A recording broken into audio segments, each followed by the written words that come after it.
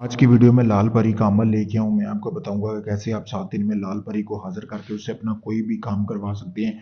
जायज़ मकसद के लिए आप इस अमल को कर सकते हैं। यह परी बहुत ही ज़्यादा खूबसूरत होगी। मर्द हज़रात भी इस अमल को कर सकते हैं। काफ़ी सारी औरतों के कमेंट लगे हुए थे बहनों के कि मुझे हमें कोई इस तरह का अमल दें जिससे हम खुद के लिए परी हाजिर कर सकें। तो इस परी को बच्चा भी हाजिर कर सकता है। बहुत ही आसान अमल है। ठीक है दोस्तों, तो आपने ये अमल करना है तो इसके बाद आपको परी हाज़िर होगी। ठीक है, सबसे पहले आपने करना क्या है कि सबसे पहले आपने ये करना है कि दोस्तों आपने बावज़ू हो जाना है सबसे पहले। ठीक है, आपने कोई पाक साफ जगह देख लेनी है जहाँ पे आपने इस अमल को करना है।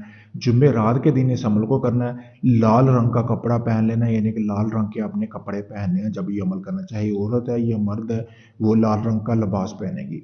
तो नमाज इशा के बाद आपने 21 मरतबा दुरूद पाक पढ़ लेना है। पढ़ने के बाद दोस्तों आपने उसके बाद ये करना है कि आपने 333 मरतबा ये लफ्ज़ जो है, ये मंत्र आपने पढ़ना है। पढ़ना मंत्र कैसे है, ये जो तवीज़ है ना, ये आपको वीडियो में दिखाया जा रहा है, इसको रोक के आपने इसकी तस्वीर ले लेनी है।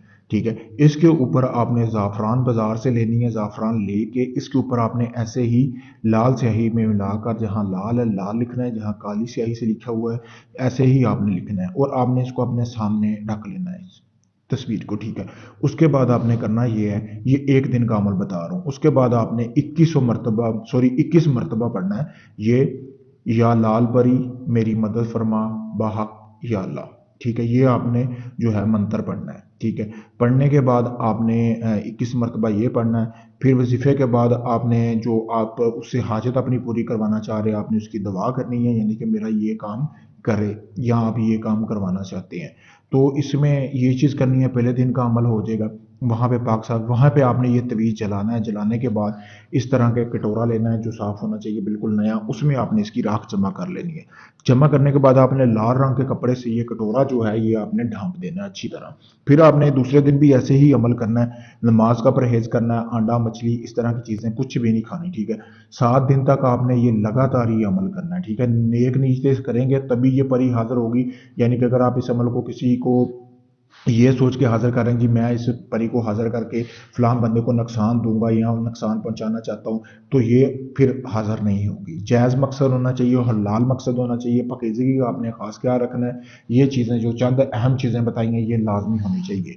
तो उसके बाद आपने पहले दिन का अमल करना है, बताना किसी को नहीं मैंने ये अमल कर रहा हूँ। दूसरे दिन का भी ऐसे करना है, तीसरे दिन का भी ऐसे करना है।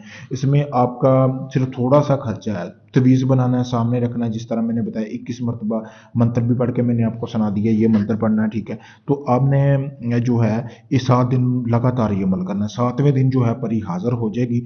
ठीक है, तो आपने उसको बता देना है कि जो आपने दुआ मांगनी है ना, वो दुआ आपकी एक ही होनी चाहिए 7वें दिन, यानी कि खास मकसद के लिए आप इसको हाज़िर कर सकते हैं।